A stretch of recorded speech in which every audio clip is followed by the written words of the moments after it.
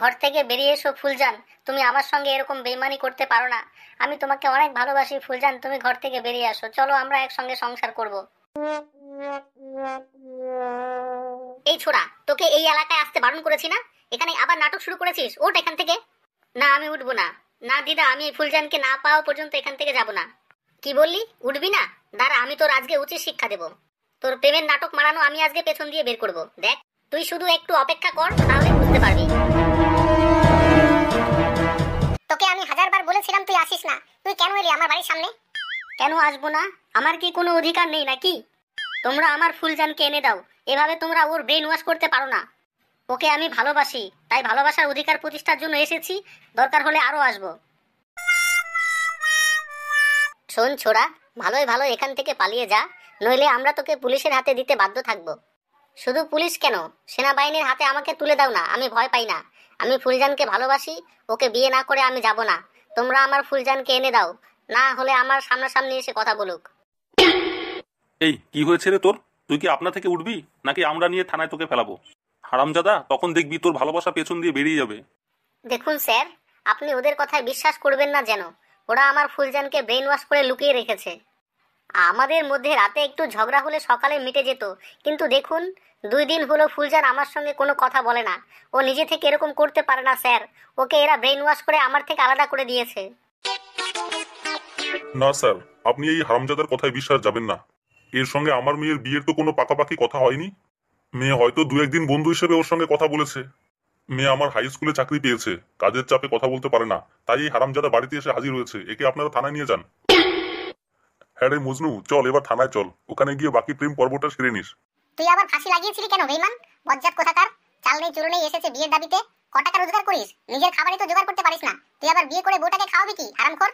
দেখুন চাচি, আমার সঙ্গে ফুলজানের 4 বছরের সত্যিকারের ভালোবাসা। আমি ওর জন্য ফাঁসি কেন, সবকিছু লাগাতে পারি। আমাদের ভালোবাসা যদি সত্যি হয়, রোজগার কম হলেও আমরা সুখে থাকতে পারবো। প্লিজ চাচি, আপনি আমার ফুলজানকে আমার কাছে এনে দিন। আমি ওকে ছাড়া বাঁচবো না। আমি ফুলজানকে খুব ভালোবাসি চাচি। দেখুন স্যার, ও যদি নিজে নিজে বিয়ের প্রতিশ্রুতি নিয়ে এভাবে রাস্তায় বসে থাকে, সেখানে আমাদের কিছু করার নেই। আর যেখানে মেয়ে চাচ্ছে না, সেখানে ও কি করে দাবি করে? ও আমার নাতনির ছবি এভাবে বাজেভাবে এডিটিং করে কেন এভাবে রাস্তায় লাগিয়ে রাখবে? বর্তমানে আধুনিক এডিটিং এর মাধ্যমে তো সবকিছু করা সম্ভব। সত্যি বলছি দিদা, আপনি বিশ্বাস করুন, এগুলো কোনো এডিটিং করা ছবি নয়। আপনি চাইলে ফোনের অরিজিনাল গ্যালারি থেকে দেখতে পারেন। ছবিগুলোতে সব কারেন্ট লোকেশন সেট করা আছে। আমি ফুলজানকে নিয়ে যেসব জায়গায় ঘুরে বেরিয়েছি, সেই সব লোকেশন দেখতে পাবেন। চুপ অসভ্য ছেলে, একদম আমার মেয়ের নামে বদনাম করবি না। দেব না তোকে মেয়ে, দেব না। তোর যা করার করে নেগা। চল রে মজনু চল, অনেক নাটক হয়ে গেছে, এবার তোকে থানায় নিয়ে বিয়ে দেবো। প্লিজ স্যার, আমার কথাটা শুনুন। এভাবে আমাকে থানায় নিয়ে যাবেন না। আমি আর ফুলজান একই সঙ্গে ভালোভাবেই ছিলাম, কিন্তু ও একটা চাকরি পাওয়ার পরে আমার সঙ্গে যোগাযোগ বন্ধ করে দেয় বাড়ির লোকের চাপে।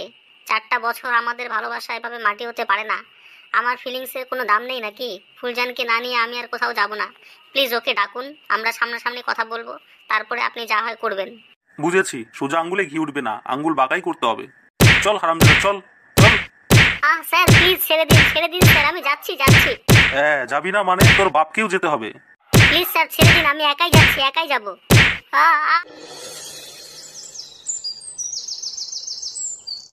হ্যাঁ রে মজনু, ভাত খাবি না? ভাত বাড়ছি, আয়।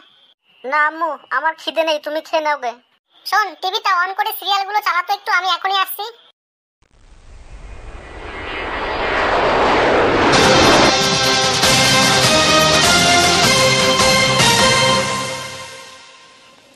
ছাব্বিশ হাজার চাকরি বাতিলের প্রভাব। সুপ্রিম রায়ে 26,000 চাকরি বাতিল, আর তাতে একাদশ দ্বাদশ স্তরে 3,125টা স্কুলে প্রভাব পড়েছে।